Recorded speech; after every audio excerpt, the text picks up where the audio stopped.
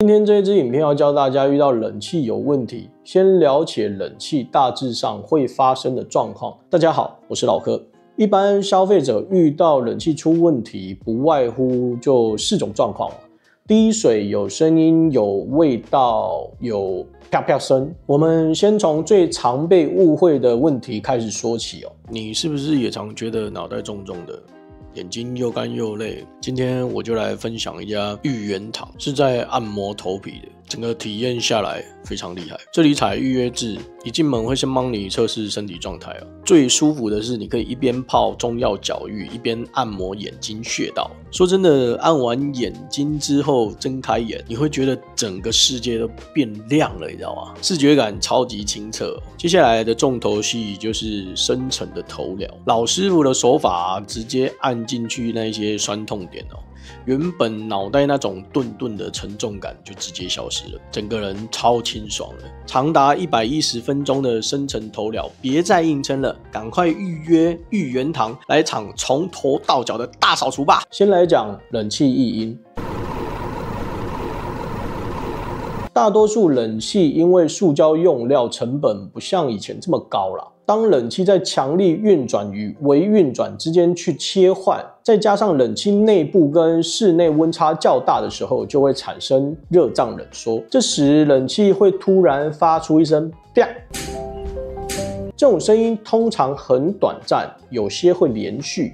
声音通常不会超过2秒。这里我要跟大家说一句实话哦，每个品牌都会有这种声音，不管你买哪一个品牌都逃不掉。这个热胀冷缩的问题，通常时间久了，啪的频率就会越来越少。这个问题属于目前只能改善不能根治的问题哦，就不用打电话额外再叫师傅来了。再来讲室外机异音常见的原因，大多数不是机器坏掉，而是室外机安装的水平不平，还有长期因为压缩机震动导致共振，甚至螺丝没锁紧，还有安装的地方是放在老旧的窗台上，窗台会跟着震动产生声音。这些原因其实都是可以根治的哦，会根据每一种不同的问题去解决问题。这个时候就打电话叫师傅来吧。接着第2个常见的问题是冷气漏水。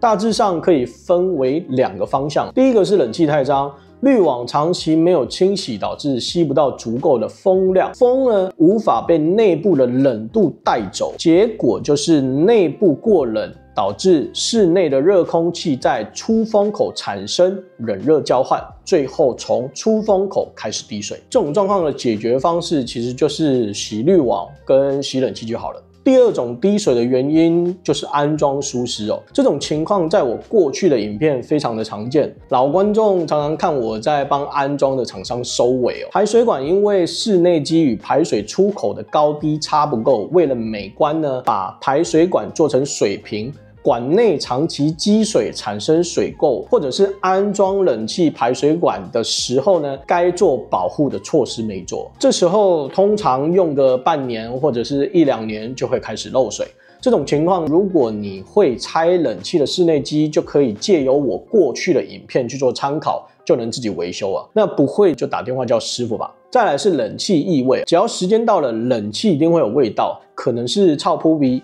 也有可能是臭酸味哦。所以这个味道我分成2种，第一种是蛋白质臭，常出现在小孩房、主卧室，跟灰尘、棉被有关。根据使用的方式与人事时地物的不同，臭味的时间长短也会有所不同。有些人洗完1个礼拜就臭啊，有些人洗完半年、1年甚至2年才臭，也有可能是牛鬼蛇神厂商没洗干净，反正就是非常多的可能性啦。建议找我或者是我技术指导过的清洗冷气厂商会比较有保障啦。第2种水臭，这个味道就像是汗衫泡过水3天，跟排水管直接排进水沟有关。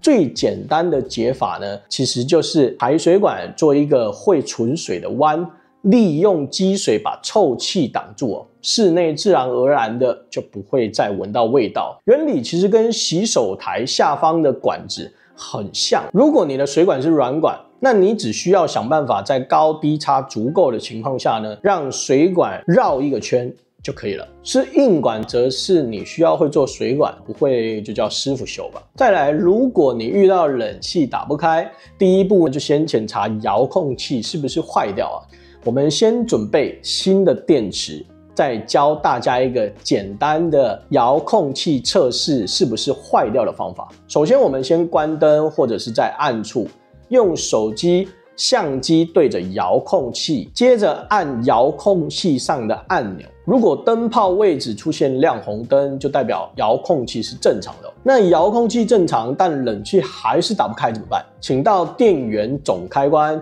先关掉冷气电源，等30秒，再重新打开。再来观察冷气叶片是不是有开合的动作，有动作就代表通电正常。没反应或者是灯号一直闪呢，则需要请原厂师傅来处理。这时候原厂师傅来就会查故障代码是哪里损坏，再去更换这些零部件就好了。再来提醒大家很重要的一件事情，就是找原厂一定要小心哦，最好是直接拨打保固书上面的电话，不要相信网络搜寻前几名的结果哦，那些通常都是买广告的赞助商，他们想让你误以为他们是原厂，这一点要多加注意。最后这支影片是教大家正规正派正常的处理方式，都是依循原厂既有的制度与流程，这样的安排对于原厂营运最有利哦。但实务现场上，消费者与师傅往往需要在规则中寻找平衡，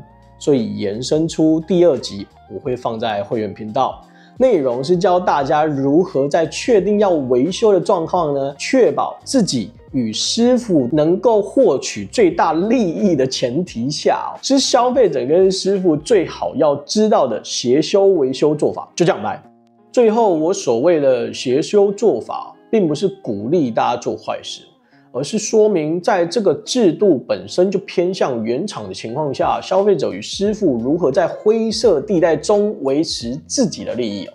正派的做法是完全按照原厂规则走，邪派的做法是上有政策，下有对策，要不要用跟怎么用，要自己想清楚，做好心理准备。至于怎么判断哪一种客户安全，哪一种有风险，这个就是人生历练了。在人生历练的这部分呢，我觉得我蛮厉害的，有机会再跟大家分享。就这样，拜。